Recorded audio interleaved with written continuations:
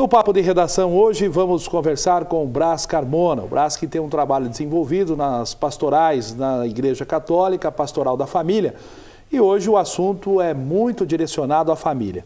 Vamos falar sobre o Dia do Casal. Comemora-se o Dia do Casal. E nos tempos de hoje parece muito normal, uma separação parece muito normal quando um casamento se desfaz. É normal, estamos nos novos tempos, estamos na modernidade, é normal os casais se desfazerem, os casamentos se desfazerem, Brás Carmona? Tudo bem? Boa tarde. Boa tarde, Laurente. Olha, não é que seja normal, na sociedade atual que vivemos, o consumismo toma conta de tudo, né? Inclusive o casar também virou uma matéria de consumo.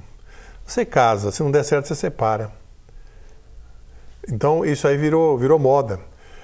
Vamos tentar, se não der certo nós separa. Aliás, se casa muito pouco hoje, né? A maior parte dos casais vivem juntos, não são casados oficialmente. Isso não significa que não estão certos ou esteja errado. Mas a vida a dois, a vida do casal hoje ficou muito assim banalizada. Não se valoriza mais a família como era no passado. Certos valores que nós perdemos precisariam ser resgatados para que pudéssemos ter assim uma família mais sólida, mais consistente, para enfrentar a atual conjuntura que vivemos. O consumismo exagerado, como eu diria, o vandalismo, a violência que está aí generalizada, e a família fica acuada nessa situação. Então precisaria que os casais fossem mais fortalecidos, né? Mas partir deles próprios. Esperar que outros façam não é por aí. Ô Brás, e como preparar um casal? Como preparar duas pessoas que não são da mesma classe social às vezes, ou às vezes até da mesma classe social, mas não são de mesma cultura? Um é descendente de italiano, outro é descendente de português, ou quando não, um é paulista, outro é de outro estado, e são culturas diferentes. Maneiras de crescerem diferentes, de serem criados diferentes, que acabam se unindo, se juntando e casando. Como preparar esses dois seres humanos, um homem e a mulher, para que eles possam saber o que é um casamento, saber o que é viver em família? Como preparar essas pessoas? Veja bem, Laurente, essa diferença que você coloca, cultural, uma série de outras diferenças, é o que faz a diferença na união de dois. É o que une os dois, né? Que fortalece a união. O que precisa ser feito, existe, por exemplo, a fase do namoro. Você namora, conhece a pessoa, um veio de uma cultura de um jeito, outro de outro, eles vão se conhecendo. Passado uns tempos, eles vão noivar, né? Que diz o noivado, para se conhecer mais profundamente. E depois se casam, quer dizer, é um processo de conhecimento. Porque ninguém vai conhecer a pessoa totalmente. Cada um de nós temos nosso íntimo que ninguém sabe, ninguém conhece nosso. Mas o que precisaria haver era um diálogo mais franco, valorizar mais essa união, tá certo? Para que não acontecesse o que acontece muitas vezes com os filhos, que ficam aí entre o pai para lá e a mãe para cá. É complicado, a cabeça da criança fica confundida. Então precisaria haver, a igreja, como você já citou, tem a sua pastoral da família, que eu participei muitos anos, participo até hoje, que é um trabalho muito interessante nessa questão do casal, para que eles vivam o amor, para que eles vivam realmente o sacramento que assumiram. Mas é difícil, né? Porque os valores contrários a isso são muito mais fortes. Você pega certas coisas que tem dentro da pastoral, que se você pegar, por exemplo, na mídia, tudo é mais fácil, mais bonito, mais colorido, e a turma vai por aí fora. Então muitas vezes desvirtua aquela conduta que deveria ser a certa do casamento. Bom, eu já conheci casais que namoraram 10, 12, 15 anos, se casaram e se separaram. Sim. Não deu certo. Já conheci casais que viveram casados 7, 8, 9, 10 anos e se separaram. Por que acontece isso? Eu conheci casais que não namoraram muito pouco, se casaram e são felizes. Por exemplo, o meu avô viveu mais de 50 anos com a minha avó, até eles falecerem, 56 anos juntos, e foi apenas um olhar de um para o outro. Justamente. E no dia seguinte já se juntaram, já casaram e viveram 56 anos juntos de muito amor. Eu costumo dizer, Laurente, que casal que não tem problema é mentiroso, ou não mora junto. Porque todos os casais têm problema. Agora, o que precisa é administrar esses problemas, tá certo? Saber lidar com esses problemas, respeitando um ao outro, sabendo qual que é o espaço que um tem dentro da família, dentro da casa. Não pode, se você for machista, você submete a mulher, você faz uma humilhação com a tua esposa, não é certo. Se a mulher for, como eu diria, se ela for emancipada, aquela coisa toda... Soberana. Ela quer mandar no homem, é complicado. Então os dois têm que se entenderem, se conhecer, por isso que existe o namoro antes do casamento, para que cada um vai para o casamento, viver juntos, com pensamentos diferentes, não é para os dois pensar igual, jamais, mas se respeitando, cada um sabendo qual que é a sua posição, a sua função dentro da família, dentro da vida dois. Se não tivesse diálogo, o que vai acontecer? É aquilo que você falou, ficam 10 anos juntos, se aturando, depois se separam. Ou muito mais de 10 às vezes. E muitas vezes aí tem os filhos. Justamente. E aí os filhos acabam sofrendo. Justamente, porque os filhos vão ver um exemplo vai ver o atrito dos pais, eles vão ter aquilo como exemplo. Porque o filho vê nos pais um modelo, bom ou ruim, depende de como é a família. E se o pai não for, se a família não for bem orientada, não for educada, o filho vai aprender a ser deseducado e vai produzir uma família futuramente igual àquele.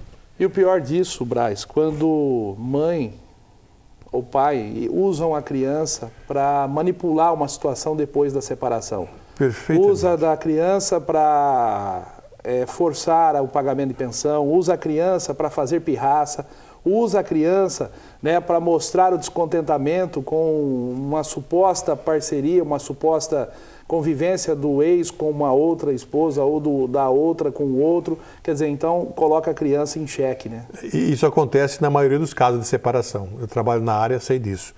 Os casais se separam e usam a criança para chantagear um ao outro. Tem casos, por exemplo, de casal que viveram juntos 10, 12 anos, se separa e tem lá o garoto lá de 7, 6 anos. O pai nunca deu atenção para esse garoto, mas agora está separado e o garoto está com a mãe. E ele tem direito em levar esse garoto no fim de semana para a casa dele, de acordo com a justiça, a lei. E nesse fim de semana ele dá de tudo para aquele garoto. Tudo que a mãe às vezes não pode dar, porque ela ficou com o ônus de cuidar das crianças. Ele se safou e paga uma pensão, muitas vezes nem paga. Então ele dá de tudo para essa criança, a criança se ilude. Ela fala, puxa, meu pai é melhor que minha mãe. Qualquer bronca que a mãe dá nesse filho para corrigi-lo, eu vou morar com meu pai. E vai para casa do pai. Fica lá uns dias, volta para casa da mãe. Então a criança fica assim, para lá e para cá, sem saber aonde se alicerçar, aonde se basear para poder nortear a sua vida, para formar a sua personalidade. Fica difícil. Por isso que eu acho que o casal precisa se preparar para casar e se preparar também para se separar. Sobretudo quando tem filhos. Essa relação marido e mulher, antes e após o casamento, existem diferenças muito grandes? Mas você namorou, não conheceu? Dá para conhecer 100% no namoro? Não dá. Você conhecer 100% a outra pessoa é impossível. Mas é que a maior parte dos casais, o namoro, nem sempre hoje ele é usado, esse tempo de namoro, para se pensar no futuro, se programar o futuro. Se pensa em outras coisas, em passear, em consumismo, como eu já disse, e vive uma vida maravilhosa de namorados. Porque cada um daqui a pouco está na sua casa, depois se juntam, vão viver junto. Aí que vai ter o confronto das diferenças, então tem o choque, né? Porque não discutiram isso no período do namoro. Ô Braz, como que é formada a pastoral da família na Igreja Católica? A pastoral da família é um grupo de casais que se reúne, discute seus problemas em comum, essa problemática toda que a gente está dizendo aqui. É como se fosse uma terapia, né? Porque são vários grupos, vários casais, e cada um tem a sua experiência, e essa experiência vai enriquecendo o outro casal. É muito interessante. Eu participei da pastoral da família há muitos anos. Eu digo para você que eu aprendi muito. Hoje eu não participo mais ativamente da pastoral da família, mas participo da pastoral da igreja, conheço como que funciona. É uma coisa assim muito boa, interessante. Para você participar, é só você querer. Eu sou membro, eu sou católico, por exemplo. Eu tenho lá os grupos de casais, me interessa, eu vou lá. Tem lá, eu sou evangélico. Na igreja evangélica também tem os grupos de família. E qual é o principal desafio de um grupo como esse? O principal desafio é justamente isso que nós estamos falando, como ter uma qualidade de vida boa na atual conjuntura, que só se pensa no dinheiro. E a maior parte das famílias sabe que não tem dinheiro. É o mínimo necessário para sobreviver, vamos dizer assim. Então, esse atrito maior das famílias é a falta do dinheiro, porque a propaganda induz a pessoa ao consumismo. Ele não tem tanto dinheiro para consumir tudo que é mostrado.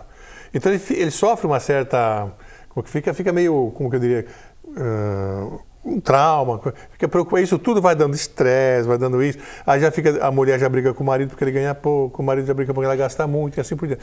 Esses grupos de casais é justamente para trabalhar esse problema, né? Esse conflito, que eu acho que a gente tem que tentar levar uma vida digna, porque eu falo sempre que qualidade de vida não é conta bancária alta.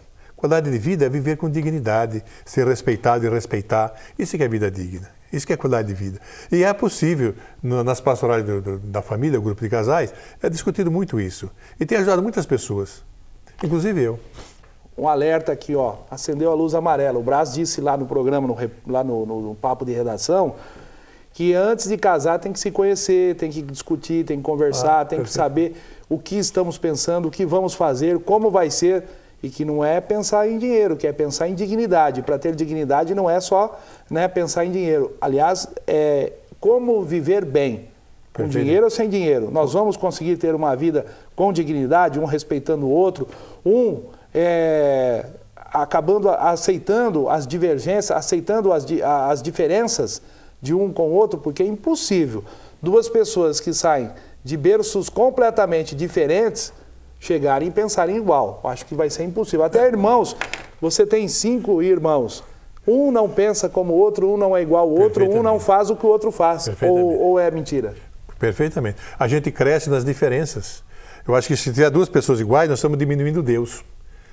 Deus que criou o ser humano, cada um de um jeito, né?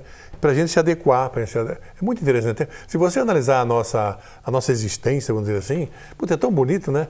Eu sou de um jeito, minha esposa de outro, nas diferenças. Os nossos filhos são diferentes? Perfeitamente. Nas nossas diferenças é que nós se ajustamos e caminhamos. Isso nas que é diferenças e nas dificuldades. Perfeitamente. Existe o crescimento. A dificuldade forja o cidadão. Ao passo que você... Molda, né? Molda. Se você pega, por exemplo, tudo como que eu diria assim, tudo na facilidade, tudo, eu não lutei por nada, você não valoriza nada. Então você vê aí, a gente tem que lutar na dificuldade. Eu me lembro quando eu me casei, para construir uma casa para nós morar, nossa, que eu fazia de domingo, de fim de semana, de noite, minha mulher junto, trabalhando, ajudando, e nesses dias nós discutimos isso lá em casa, essa questão. Você parece que esqueceu que eu te ajudei tanto, eu falei, jamais vou esquecer isso. Sempre falei isso. Ela sempre me ajudou. E a gente tem a nossa divergência, é claro. Mas olha, isso eu tenho que reconhecer, ela ajudou. Nós crescemos, temos 4 filhos. Falar para você que são os melhores, não. São normais como os outros. Mas nunca me deram trabalho. Eu trabalho hoje com crianças dos outros. Filhos dos outros. Os meus, graças a Deus, estão... Inclusive, hoje o senhor é presidente do Conselho Tutelar. Eu fui eleito conselheiro tutelar, mais uma vez, e me elegeram presidente, estou lá. Mas, presidente ou não, todos somos iguais, os 5 conselheiros. Pessoas excelentes. Eu fico alegre quando levanto de manhã para ir trabalhar. Incrível. Que bom. Isso é gostoso, tá? Até vou citar uma frase aqui muito interessante, não sei onde que eu vi isso, que diz assim, se o teu trabalho não te faz feliz e não te dá alegria, pelo contrário, te aborrece, melhor seria deixar o trabalho, sentar-se na porta do templo e solicitar esmola daqueles que trabalham com alegria. Começamos com Brás Carmona. Obrigado você que acompanhou o Papo de Redação. Continua o STZ Notícias.